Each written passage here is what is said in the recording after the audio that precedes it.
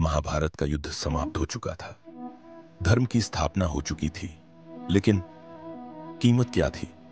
कुरुक्षेत्र में केवल हड्डियां थीं, राख उड़ रही थी। धर्म की जय हुई, लेकिन रिश्तों की हार भी उसी युद्ध में दफन हो गई।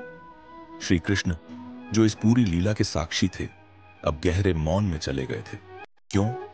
क्योंकि उन्होंने देखा, भीष्म जैसे महापुरुष बाणों पर लेटे थे, द्रोणाचार्य जैसे गुरु अपने ही शिष्य के हाथों मारे गए, और अभिमन्यु जैसा वीर अधर्म का शिकार बन गया। यह विजय नहीं थी, यह बलिदानों की राख में लिपटी एक लीला थी। युधिष्ठिर के राज तिलक के समय भी श्री कृष्ण की आंखों में उत्सव नहीं था, बल्कि एक थकान, एक वैराग्य, एक अजीब सी शांति थी। पर युद्ध का अंत श्री कृष्ण की लीला का अंत नहीं था। अब कहानी ने एक नया मोड़ लिया, द्वारका में।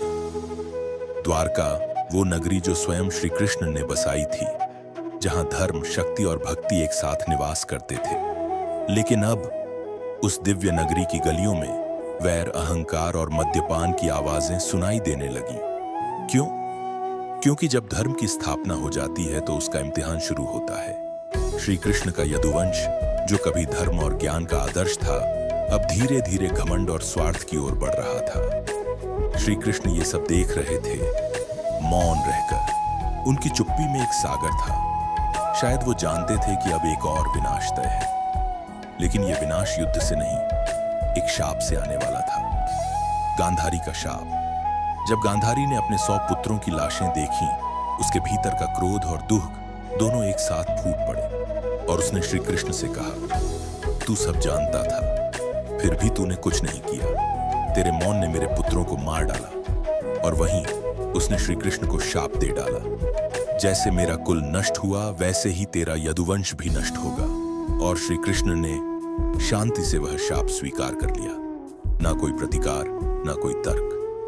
क्यों? क्योंकि यह लीला पहले से तय थी। युद्ध के बाद द्वारका में विष फैलने लगा था। यदुवंशी मद्यपान में डूबते जा रहे थे, आपस में विवाद बढ़ने लगे थे। एक ऐसा वंश जो कभी श्री कृष्ण की शक्ति था, अब उनके मौन विनाश का कारण बनने वाला था। श्री कृष्ण हर दिन इसे देख रहे थे, लेकिन वो रोकते क्यों नहीं थे? क्योंकि जो लीला तय होती है उसे निभाना पड़ता है। उनकी आंखों में केवल मौन नहीं था, वो एक संतोष था कि धर्म की स्थापना हो चुकी है, और अब जो घटेगा वो केवल समय का खेल है। लेकिन कहानी यहीं खत्म नहीं होती। अब वो शाप सक्रिय होने वाला है, जिसने श्री कृष्ण के वंश को मिटा दिया। एक मजाक, एक अभिशाप, और फिर विनाश।